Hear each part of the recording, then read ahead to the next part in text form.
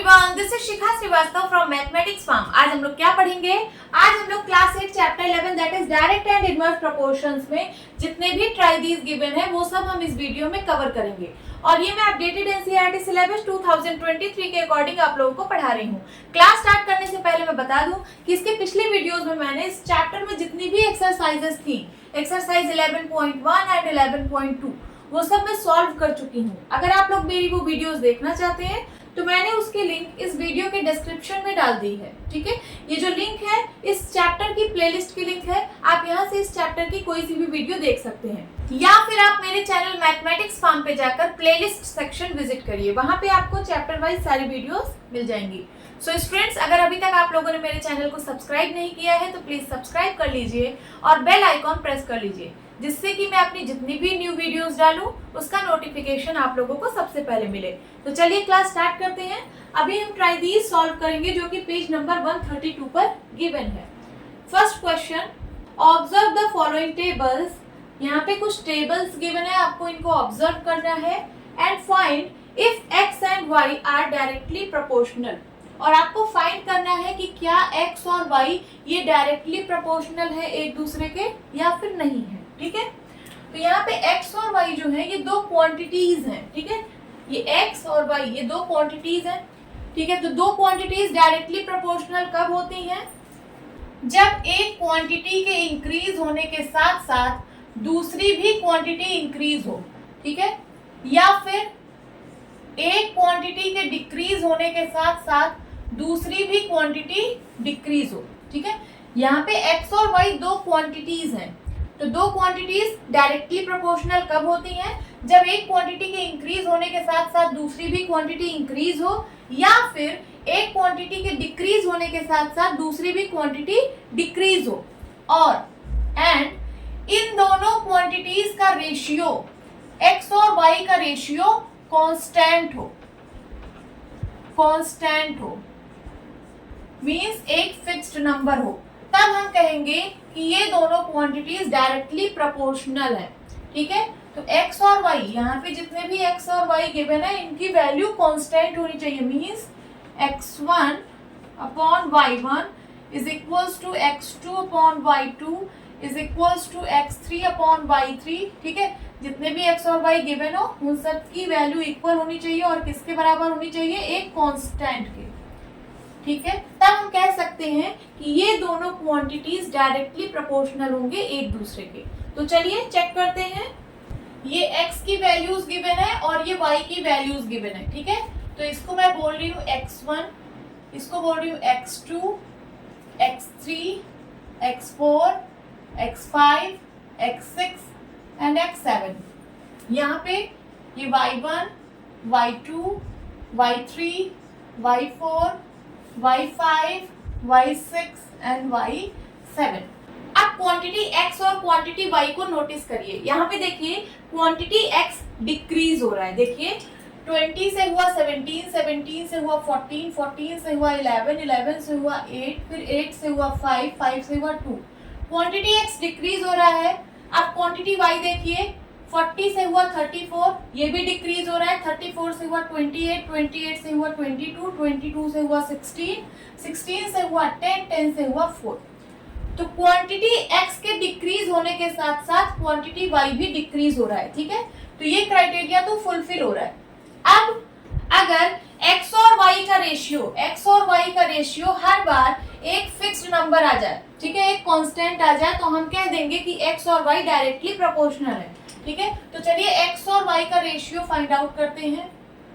So x1 upon y1 is equals to 20 upon 40। Simplify करिए, 0 से 0 कटा, 2 1 जा 2, 2 2 जा 4, कितना आया? 1 अपॉन 2। x2 अपॉन y2 का रेशियो निकालिए, 17 अपॉन 34। सिंप्लीफाई करिए, 17 1 जा 17, 17 2 जा 34, कितना आया? 1 अपॉन 2। देखिए रेशियो एक फिक्स्ड नंबर आ रहे हैं। आगे भी चेक करिए, x3 upon y3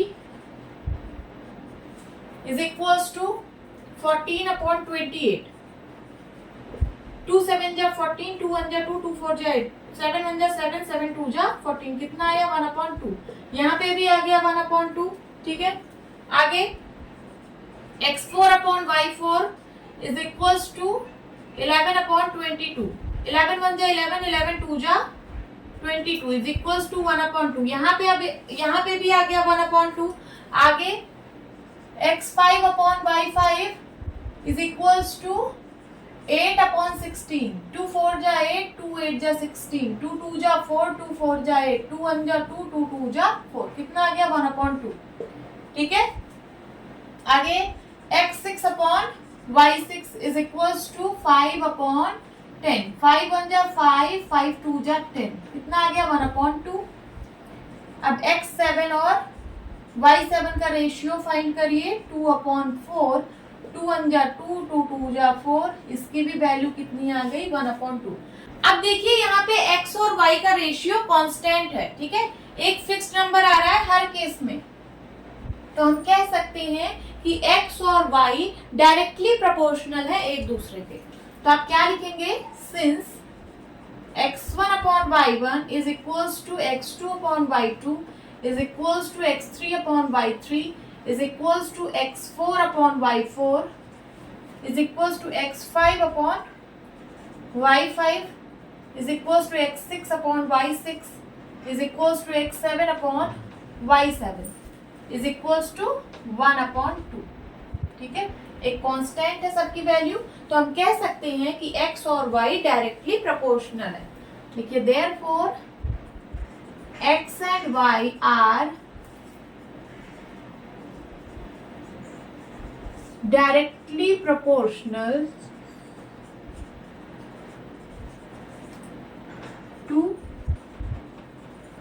each other। Note down करिए। सेकेंड टेबल, यहाँ पे भी बताना है कि क्या x और y डायरेक्टली प्रोपोर्शनल है। तो देखिए x की वैल्यूज देखिए, 6 फिर 10 हुआ, 14 18 22 26 30। x की वैल्यू इंक्रीज हो रही है, x की वैल्यू इंक्रीज हो रही है। और y देखिए 4 8 12 16 20 20 24 28, y की भी वैल्यू इंक्रीज हो रही है। एक क्वांटिटी के इंक्रीज होने के साथ साथ दूसरी क्वांटिटी इंक्रीज हो रही है। ठीक है, तो ये वाला क्राइटेरिया फुलफिल हो रहा है, ये वाला। अब हम चेक करेंगे कि क्या इन दोनों का रेशियो, x और y का रेशियो एक कांस्टेंट आ रहा है, एक फिक्स नंबर आ रहा है हर केस में। तो चलिए इसको मैं मान लेती हूँ x1 x2 x3 x4 x5 x6 x7, y1 y2 y3 y4 y5 y6 y7। x1 upon y1 कितना होगा 6 अपॉन 4। सिंप्लीफाई करिए, 2 2 जा 4, 2 3 जा 6। कितनी आ गई value 3 upon 2। Now x2 upon y2 is equals to 10 upon 8। Simplify करिए, 2 4 जा 8, 2 5 जा 10। कितना आ गया 5 अपॉन 4। देखिए यहाँ पे x और y का जो रेशियो आया वो इससे डिफरेंट आ गया, तो आगे चेक करने की जरूरत ही नहीं है। ठीक है, कोई भी एक रेशियो अगर डिफरेंट आ जाता है तो इसका मतलब x और y यहाँ पे डायरेक्टली प्रोपोर्शनल नहीं है। आगे आपको चेक करने की जरूरत नहीं है, तो आप क्या लिख देंगे, here x1 upon y1 is not equals to x2 upon y2। Therefore x and y are not directly proportional to each other। ठीक है, कोई भी x और y का रेशियो अगर डिफरेंट आ जाता है तो आपको आगे चेक करने की जरूरत नहीं है। आप बोल सकते हैं कि x और y जो है वो डायरेक्टली प्रोपोर्शनल नहीं है एक दूसरे के। ओके, नाउ थर्ड टेबल, इसमें भी बताना है कि क्या x और y डायरेक्टली प्रोपोर्शनल है। तो देखिए यहाँ पे जो x है वो इंक्रीज हो रहा है, 5 से 8 हुआ, 8 से 12 हुआ, 12 से 15 हुआ, 15 से 18 हुआ, 18 से 20 हुआ। ठीक है, तो x जो है वो इंक्रीज हो रहा है। और y देखिए 15 से 24 हुआ, 24 से 36, 36 से 60, 60 से 72 और 72 से 100, ये भी इंक्रीज हो रहा है। तो एक क्वांटिटी के इंक्रीज होने के साथ साथ दूसरी क्वांटिटी भी इंक्रीज हो रही है। ओके, अब हमें ये देखना है कि x और y का जो रेशियो है क्या वो कांस्टेंट है, हर बार क्या एक फिक्स नंबर आ रहा है। तो चलिए चेक करते हैं। ये x1 है, ये x2 है, x3, x4, x5, x6, y1, y2, y3, y4, y5, y6। x1 और y1 का रेशियो कितना आएगा 5/15। सिंप्लीफाई करिए, 5 1 जा 5, 5 3 जा 15, रेशियो आया क्या 1/3। अब x2 और y2 का रेशियो फाइंड करिए, 8/24। सिंप्लीफाई करिए, 8 1 जा 8, 8 3 जा 24, इसकी भी वैल्यू आई 1/3, ये दोनों इक्वल है। आगे x3/y3 is equals to 12/36, 12 1 जा 12, 12 3 जा 36, इसकी भी वैल्यू आ गई कितनी 1/3, ये तीनों अभी इक्वल आए हैं। आगे चेक करिए, x4/y4 15/60 is equals to 15 1 जा 15, 15 4 जा 60, इसकी वैल्यू आ गई कितनी 1/4, जो कि इसके बराबर नहीं है, जो कि 1/3 के बराबर नहीं है। ठीक है, तो कोई भी अगर एक रेशियो डिफरेंट आ जाता है, कोई भी x और y का रेशियो अगर डिफरेंट आ जाता है, तो इसका मतलब यहाँ पे x और y डायरेक्टली प्रोपोर्शनल नहीं है। ठीक है, डायरेक्टली प्रोपोर्शनल होने के लिए हर बार x और y का रेशियो एक फिक्स नंबर आना चाहिए, बट यहाँ पे तो डिफरेंट आ गया, इसका मतलब x और y डायरेक्टली प्रोपोर्शनल नहीं है। तो आप यहाँ क्या लिखेंगे, since x1/y1 is equals to x2/y2 is equals to x3/y3 is not equals to x4/y4। ठीक है, ये इसके इक्वल नहीं है, आपको आगे चेक करने की जरूरत ही नहीं है। ठीक है, कोई भी एक वैल्यू डिफरेंट आ जाए तो आप बोल सकते हैं कि डायरेक्टली प्रोपोर्शनल नहीं है। ठीक है, तो x1/y1 ये बराबर था x2/y2 के, ये बराबर था x3/y3 के, बट ये बराबर नहीं है x4/y4 के। तो हम क्या कह सकते हैं, therefore x and y are not directly proportional to each other। ठीक है, नोट डाउन करिए। Now second question, principal is equals to ₹1000, rate is equals to 8% per annum, fill in the following table। आपको ये table fill करनी है and find which of the interest simple or compound changes in direct proportion with time period। ठीक है, फिर आपको find करना है कि कौन सा इंटरेस्ट, सिंपल इंटरेस्ट या फिर कंपाउंड इंटरेस्ट टाइम पीरियड के साथ डायरेक्टली प्रोपोर्शनल है। ठीक है, देखिए आपको प्रिंसिपल गिवन है, रेट गिवन है। ओके, आपको ये टेबल फिल करना है, उसके बाद फाइंड करना है कि कौन सा इंटरेस्ट सिंपल या फिर कंपाउंड टाइम पीरियड के साथ डायरेक्टली प्रोपोर्शनल है। तो चलिए सबसे पहले टेबल फिल करते हैं। यहाँ पे सिंपल इंटरेस्ट का फॉर्मूला गिवन है P × R × T/100। तो चलिए 1 ईयर के लिए सबसे पहले निकालते हैं, फॉर 1 ईयर सिंपल इंटरेस्ट कितना होगा, P × R × T/100 is equals to, P की वैल्यू है 1000, R की वैल्यू, रेट कितना है 8% इंटू T, टाइम 1 ईयर तो 1 होगा अपॉन 100। 2 0 से 2 0 कट गए, कितना आ गया 10 8 जा 80 रुपीज। ठीक है, तो इंटरेस्ट आया 80 रुपीज। अब फॉर 2 ईयर, फॉर 2 ईयर्स के लिए सिंपल इंटरेस्ट कितना होगा, P × R × T/100। P की वैल्यू है 1000 रुपीज, R है 8% और T है क्या 2/100। 2 0 से 2 0 कट गया, कितना आ जाएगा 10 8 जा 80 एंड 82 जा 160 रुपीज। तो यहाँ पे आप लिख दीजिए क्या 160 रुपीज। रुपीज लिखने की जरूरत नहीं है क्योंकि यहाँ पे लिखा ही है in rupees. Okay, for 3 years, अब 3 years के लिए सिंपल इंटरेस्ट कितना होगा, तो P into R into T upon 100। P की वैल्यू है 1000, R है 8%, T है 3 अपॉन 100। 2 0 से 2 0 कटा, 10 8 जा 80, 83 जा 240 रुपीज। तो लिखिए यहाँ पे क्या, 240। ये तो आ गया सिंपल इंटरेस्ट। ओके, अब कंपाउंड इंटरेस्ट फाइंड करेंगे। इसको मैं इरेज कर दूं।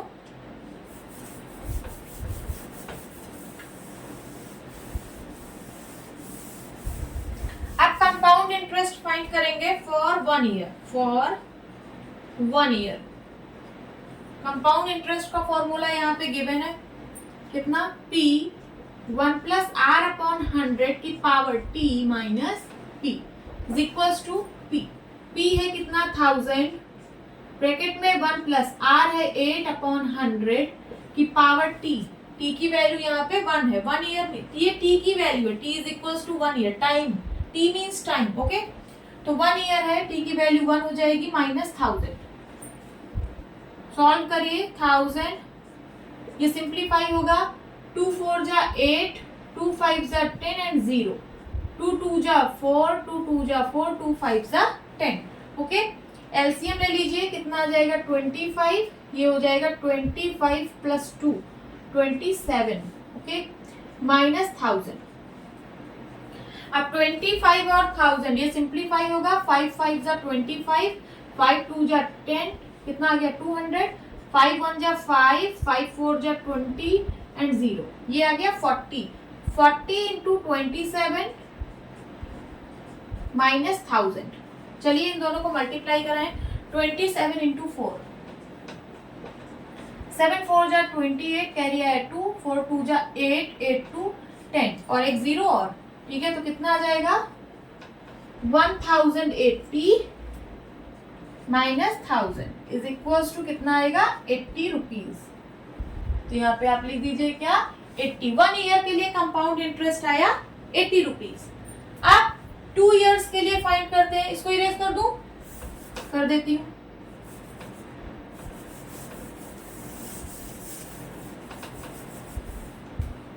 यहाँ क्या, फॉर 2 इयर्स मीन्स T की वैल्यू कितनी हो जाएगी, 2। कंपाउंड इंटरेस्ट का फॉर्मूला यहाँ पे लिखा है, वैल्यूज पुट करिए, 1000, 1 प्लस आर अपॉन 100, आर की वैल्यू है 8 अपॉन 100। 8 अपॉन 100 को सॉल्व करने पे कितना आया था, 2 4 जा 8, 2 5 जा 10 0, ठीक है, 2 2 जा 4, 2 2 जा 4, 2 5 जा 10। तो मैं इसको डायरेक्ट 2 अपॉन 25 लिख रही हूँ, कितना, 2 अपॉन 25 की पावर T। T की वैल्यू है 2 एंड माइनस P कितना है, 1000 इज इक्वल्स टू 1000, ये कितना आया था, 25 1 जा 25 प्लस 2 27 अपॉन 25। ओके, तो 1 प्लस आर अपॉन 100, या फिर आर की जगह मैं 8 लिख रही हूँ, 1 प्लस 8 अपॉन 100, इसकी वैल्यू कितनी आएगी हर बार, 27 अपॉन 25। ओके, माइनस 1000 की पावर 2।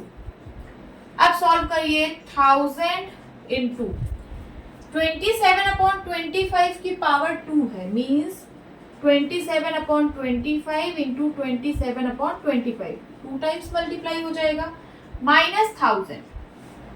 इसको सिंप्लीफाई करिए, 5 5 जा 25, 5 2 जा 10, 200 आ गया, 5 1 जा 5, 5 4 जा 20 एंड 0, 40 आ गया।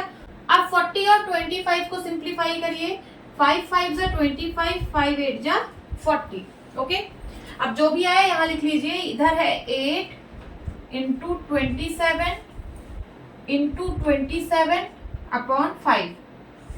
Upon 5 minus 1000। इसको मल्टीप्लाई कराते हैं, 27 इंटू 27 कितना आएगा, 7 7 जा 49, कैरी आया 4, 7 2 जा 14, 15 16 17 18। ओके, 7 2 जा 14, कैरी आया 1, 2 2 जा 4 1 5, 9 8 4 12, कैरी आया 1 6 1 7, 7 29 इंटू 8 729 को 8 से मल्टीप्लाई कराइए, कितना आएगा? 9 8 जा 72, कैरी आया 7, 8 2 जा 16, 16 7 23, कैरी आया 2, 8 7 जा 56, 56 और 2 कितना हो जाएगा? 58। ठीक है, तो इन सबको मल्टीप्लाई कराने पे आया 5832। अब डिवाइड बाय 5 करना है, तो 5832 डिवाइड बाय 5, 5 1 जा 5 कट गया, 8 आया, 5 1 जा 5,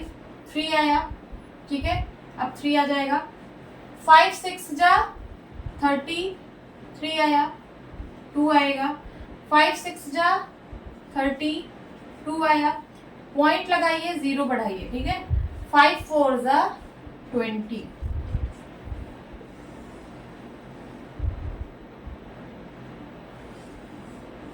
ओके, कितना आया? 1166.4, 1166.4, ये इसकी वैल्यू आई। और माइनस 1000, इसमें से 1000 सब्ट्रैक्ट करिए, कितना आएगा? 166.4। कैसे? देख लीजिए, 1166.4 माइनस 1000.0, 4661, 166.4 रुपीज। यहाँ पे लिख दीजिए 166.4 रुपीज। ओके, अब 3 इयर्स के लिए कंपाउंड इंटरेस्ट फाइंड करेंगे। इसको मैं इरेज कर रही हूँ,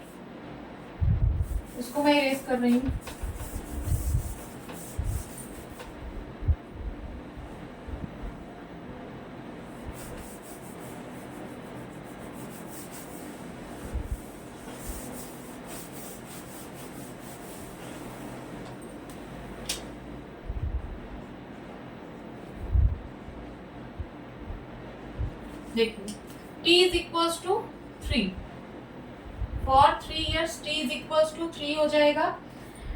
p 1 प्लस आर अपॉन 100 की पावर t माइनस p, ये है कंपाउंड इंटरेस्ट का फॉर्मूला। वैल्यूज पुट करिए, t की वैल्यू है 1000, 1 प्लस आर अपॉन 100, इसको सिंप्लीफाई करने पे आया था 2 अपॉन 25 की पावर t, t की वैल्यू है 3 माइनस p, p की वैल्यू है 1000। अब इसको सॉल्व करिए। ठीक है, सो 1000, 1 प्लस 2 अपॉन 25, इसकी वैल्यू आएगी 27 अपॉन 25 की power 3 minus 1000, okay, is equals to 1000 into इसका क्यूब है, तो ये 3 टाइम्स मल्टीप्लाई हो जाएगा, 27 upon 25 into 27 upon 25 into 27 upon 25 and minus 1000।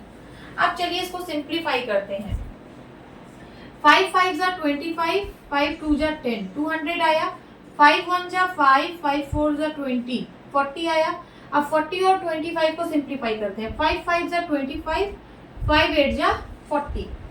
अब जो बचा है इधर लिख लीजिए, 8 into 27 into 27 into 27 upon 5 into 25, 5 into 25 minus 1000। अब हम लोग इतना सॉल्व कर लिए थे, डिवाइड बाई 5, इतना हम लोग सॉल्व किए थे पिछले वाले में। कितना आया था? इन तीनों को मल्टीप्लाई कराने पे आया था 5832। और जब इसको 5 से डिवाइड किया था तो कितना आया था? 1166.4, यही आया था। अब देखिए, तो इसकी जगह मैं लिख दे रही हूँ क्या, यहाँ पे देखिए, इसकी जगह मैं लिख दे रही हूँ 1166.4 इंटू 27 अपॉन 25 एंड माइनस 1000। ठीक है, अब चलिए इसको सॉल्व करते हैं। सबसे पहले इसको इसमें मल्टीप्लाई कराइए, 1166.4 इंटू 27, 7 4 जा 28, कैरी आया 2, 7 6 जा 42, 42 और 2 44, कैरी आया 4 एंड 7 6 जा 42, 42 में 4 ऐड करिए, कितना होगा? 46। ठीक है, कैरी आया 4, 7 1 जा 7, 7 4 11, कैरी आया 1, 7 1 जा 7, 7 1 8। आगे 2 4 जा 8, 2 6 जा 12, कैरी आया 1, 2 6 जा 12, 1 13, कैरी आया 1, 2 1 जा 2, 1 3 एंड 2 1 जा 2, 8 8 4 12, कैरी आया 1, 7 7 2 9, 3 1 4, 8 3 11, कैरी आया 1, 2 1 3 और यहाँ लग जाएगा क्या, पॉइंट। सो इसकी वैल्यू आ गई, इन दोनों को मल्टीप्लाई कराने पे आया 31492.8 अपॉन 25 माइनस 1000। अब इसको हम डिवाइड करेंगे, ठीक है, चलिए यहाँ पे डिवाइड करते हैं। 31492.8 डिवाइड बाई 25, 25 1 जा 25, 11 में से 5 गया 6, ओके 64। अब 25 को कितने टाइम्स मल्टीप्लाई कराएंगे, 2 टाइम्स, 25 2 जा 50, कितना है 40 और यहाँ है 9। अब 25 को कितने टाइम्स मल्टीप्लाई करेंगे, 5 टाइम्स, 125 है ना। 9 में से 5 गया 4 एंड 4 में से 2 गया 2, यहाँ आ गया कितना 2। अब 25 को कितने टाइम्स मल्टीप्लाई कराएंगे, सो 9 टाइम्स, 9 5 जा 45, कैरी आया 4, 9 2 जा 18, 18 और 4 22, ठीक है। 12 में से 5 गया 7 एंड 3 में से 2 गया 1, 17 आया, यहाँ पॉइंट लगेगा और यहाँ होगा 8। अब कितने टाइम्स जाएगा, 25 6 जा नहीं 7 जा, 25 7 जा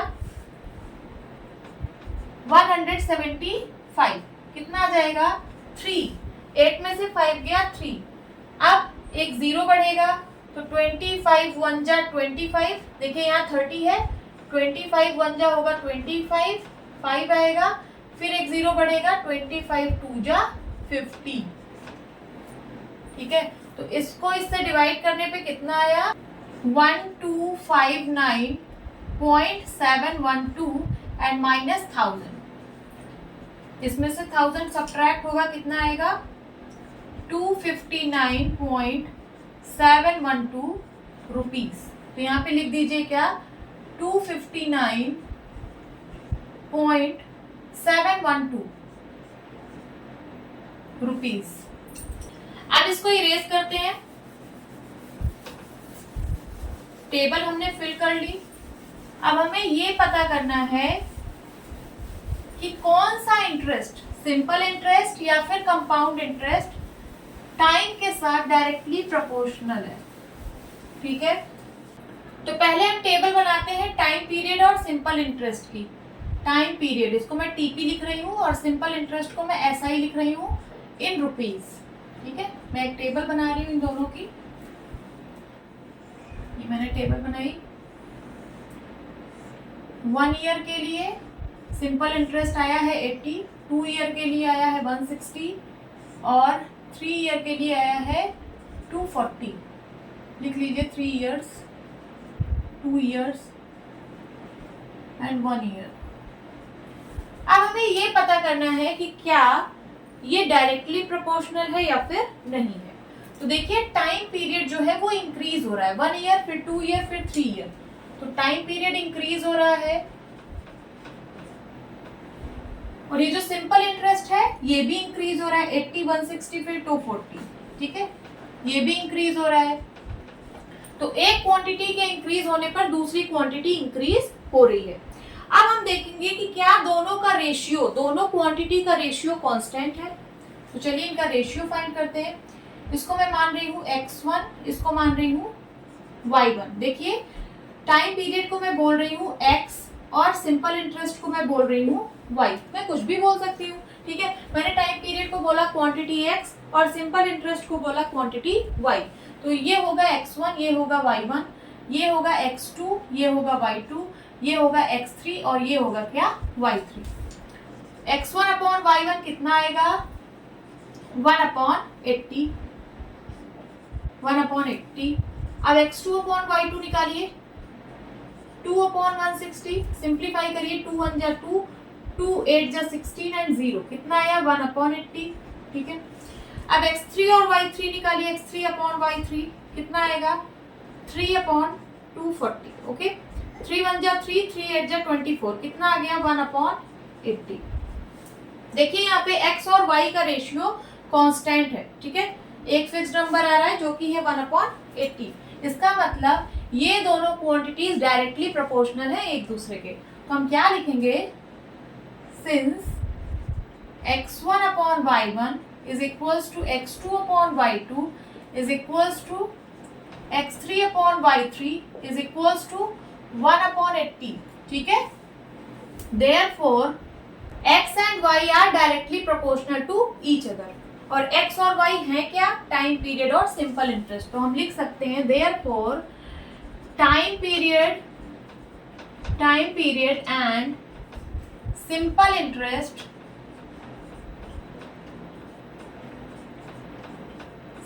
interest are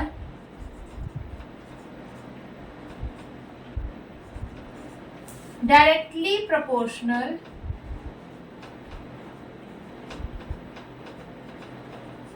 to each other. तो क्वेश्चन क्या पूछा था कि आपको फाइंड करना है कि कौन सा इंटरेस्ट, सिंपल या फिर कंपाउंड, डायरेक्टली प्रोपोर्शनल है टाइम पीरियड के. ठीक है, तो आप आंसर क्या देंगे, सिंपल इंटरेस्ट. आंसर क्या देंगे, आपका आंसर क्या होगा, सिंपल इंटरेस्ट.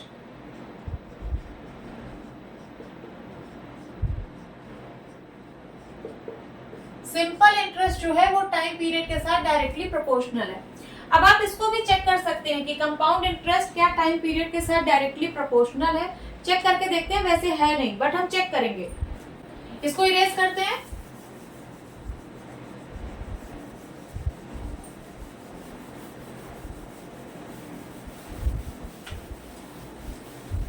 अब टेबल बनाते हैं टाइम पीरियड और कंपाउंड इंटरेस्ट का. टाइम पीरियड को मैं लिख रही हूँ TP और कंपाउंड इंटरेस्ट को मैं लिख रही हूँ CI इन रुपीज. ठीक है, ये देखिए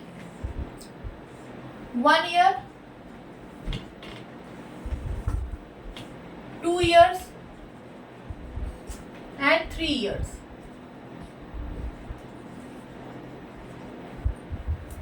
कितना है कंपाउंड इंटरेस्ट 1 ईयर के लिए 80, 2 ईयर के लिए है 166.4 एंड 3 इयर्स के लिए है 259.712. इसको मैं बोल रही हूँ क्वांटिटी x, इसको बोल रही हूँ मैं क्वांटिटी y. ठीक है, तो देखिए जो क्वांटिटी x है ये इंक्रीज हो रहा है 1 ईयर, फिर 2 ईयर, फिर 3 ईयर. क्वांटिटी x इंक्रीज हो रहा है और क्वांटिटी y देखिए ये भी इंक्रीज हो रहा है. एक क्वांटिटी के इंक्रीज होने के साथ साथ दूसरी क्वांटिटी इंक्रीज हो रही है. ठीक है, अब अगर इन दोनों का रेशियो कांस्टेंट आ जाए तो हम बोल देंगे कि ये दोनों क्वांटिटीज डायरेक्टली प्रोपोर्शनल है. तो चलिए इसका रेशियो फाइंड आउट करते हैं. ये x1 है, x2 है, x3 है, ये y1, y2, y3. ओके, सो x1/y1 कितना आएगा 1/80. x2/y2 कितना आ रहा है 2/166.4. सिंप्लीफाई करिए, 2 1 जा 2, 2 8 जा 16, 86. 2 1 जा 2, 2 8 जा 16 एंड 2 3 जा 6.22 जा 4. कितना आया 1/83.2. इसके बराबर नहीं आ रहा है. ठीक है, यहाँ पे था 1/80 रेशियो x और y का और यहाँ पे आ रहा है रेशियो कितना 1/83.2 जो कि इसके बराबर नहीं है. ठीक है, तो रेशियो कांस्टेंट नहीं है, इसका मतलब ये दोनों क्वांटिटीज डायरेक्टली प्रोपोर्शनल नहीं है. तो आप क्या लिखेंगे, सिंस x1/y1, आपको आगे चेक करने की जरूरत नहीं है, अब इसका रेशियो चेक करने की जरूरत नहीं है. x1/y1 is not equals to x2/y2. Therefore x and y are not directly proportional to each other. x और y यहाँ पे क्या है, टाइम पीरियड और कंपाउंड इंटरेस्ट. तो आप लिख सकते हैं therefore time period and compound interest, इसको मैं CI लिख रही हूँ, compound interest are not directly proportional to each other। समझ में आया? तो आपका आंसर क्या होगा? Simple interest. टाइम पीरियड के साथ डायरेक्ट प्रोपोर्शन में कौन सा है? तो सिंपल इंटरेस्ट है। ओके, नोट डाउन कर लीजिए। अब हम ट्राइजीज सॉल्व करेंगे जो कि पेज नंबर 139 पर गिवन है। Question is observe the following tables. यहाँ पे कुछ टेबल्स गिवन है, 3 टेबल्स गिवन है, इनको ऑब्जर्व करना है and find which pair of variables x and y are in inverse proportion. और आपको बताना है कि इनमें से कौन सा x और y का पेयर इनवर्स प्रोपोर्शन में है। ठीक है, तो चलिए सॉल्व करते हैं। सपोज ये दो क्वांटिटीज हैं x एंड y, ये क्वांटिटी x है और ये क्वांटिटी y है। तो कोई भी दो क्वांटिटीज इनवर्स प्रोपोर्शन में कब होती हैं? तो मैं आपको याद दिला दूं कि फॉर इनवर्स प्रोपोर्शन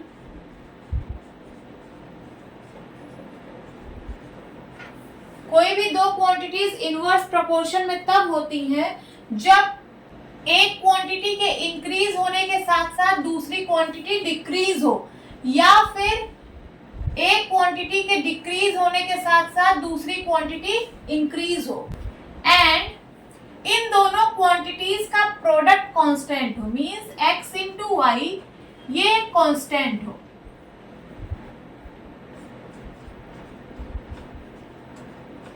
ठीक है, तो यहाँ पे जितनी भी x और y की वैल्यू गिवन है उनका प्रोडक्ट हर बार एक सेम नंबर है, एक कांस्टेंट है। मींस x1 इंटू y1 ये बराबर है x2 इंटू y2 के, और ये बराबर है x3 इंटू y3 के।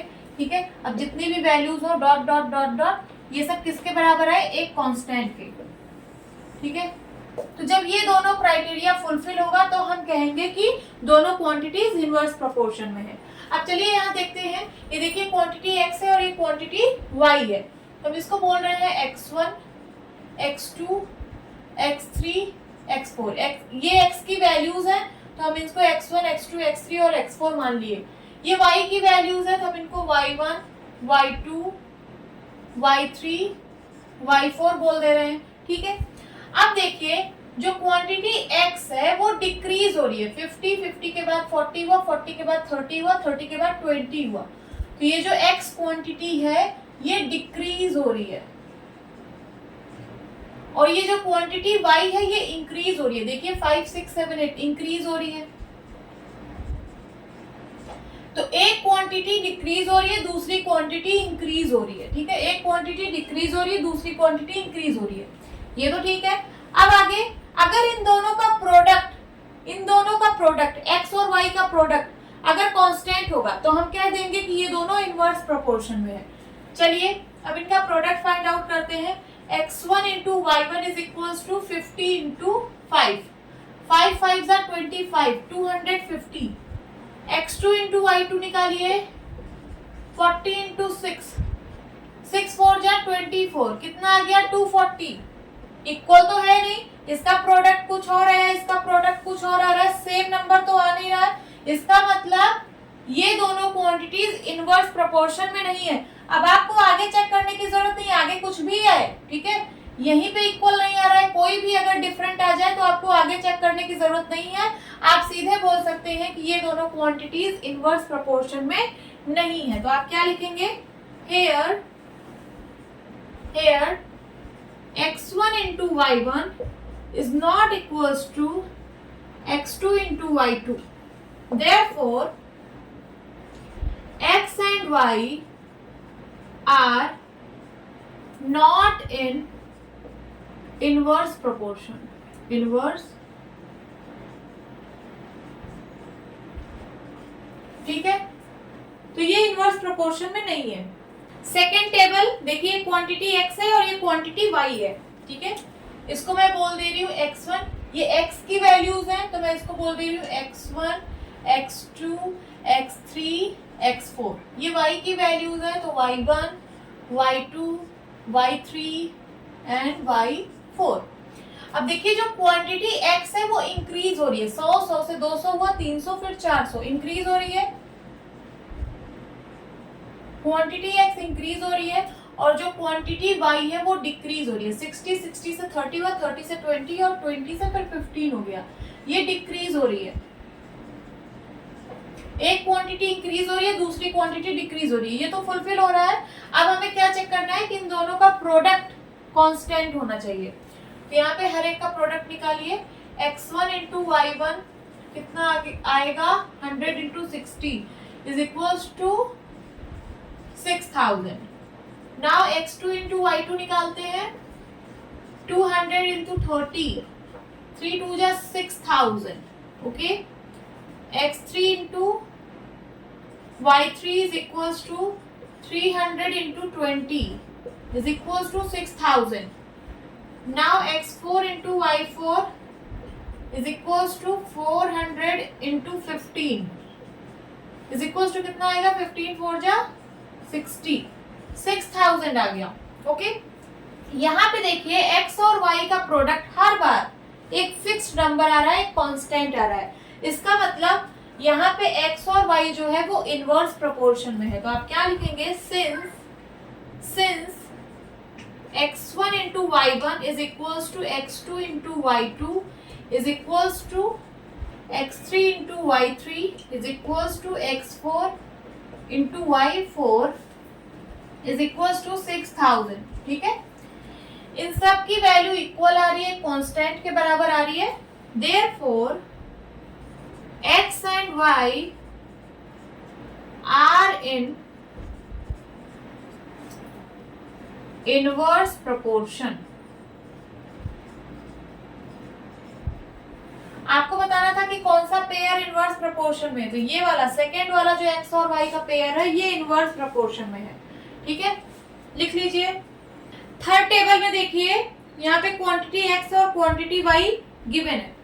ये क्वांटिटी x है, ये x की वैल्यूज हैं, तो इनको मैं लिख रही हूँ x1, x2, x3, x4, x5, x6, और ये y की वैल्यूज हैं, सो y1, y2, y3, y4, y5, y6। अब देखिए यहाँ पे जो क्वांटिटी x है वो डिक्रीज हो रही है। 90 के बाद 60 हुआ, 60 के बाद 45, 45 के बाद 30, 30 के बाद 20 और 20 के बाद 5, ठीक है। जो क्वांटिटी x है वो डिक्रीज हो रही है और जो क्वांटिटी y है वो इंक्रीज हो रही है। देखिए 10 के बाद 15 हुआ, 15 के बाद 20, 20 के बाद 25, then 30 and then 35।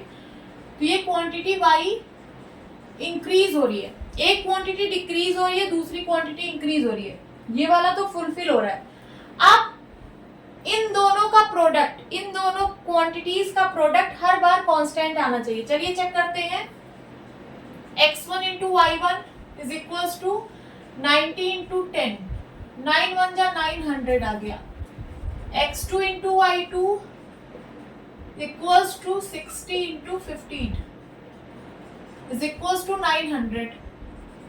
x3 into y3 find करिए, 45 इंटू 20 कितना आ गया, 900। x4 इंटू y4 30 इंटू 25, 25 3 जा 75, 750।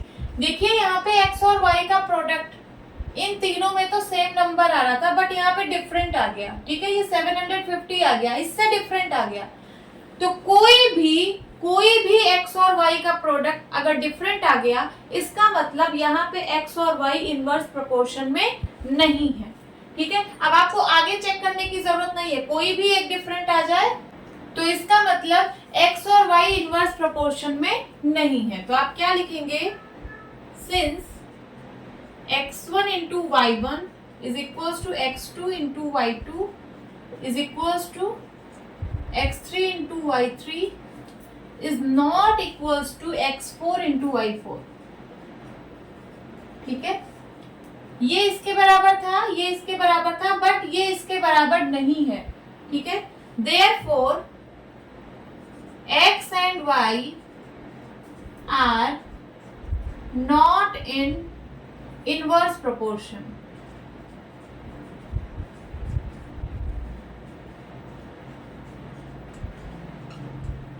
तो क्वेश्चन में पूछा था कि कौन सा pair of variable inverse proportion में है। तो आंसर क्या होगा, सिर्फ सेकंड, जो सेकंड वाला पेयर था x और y का वो इनवर्स प्रोपोर्शन में था। ओके, नोट डाउन कर लीजिए। होप स्टूडेंट्स आपकी क्लास अच्छी लगी होगी।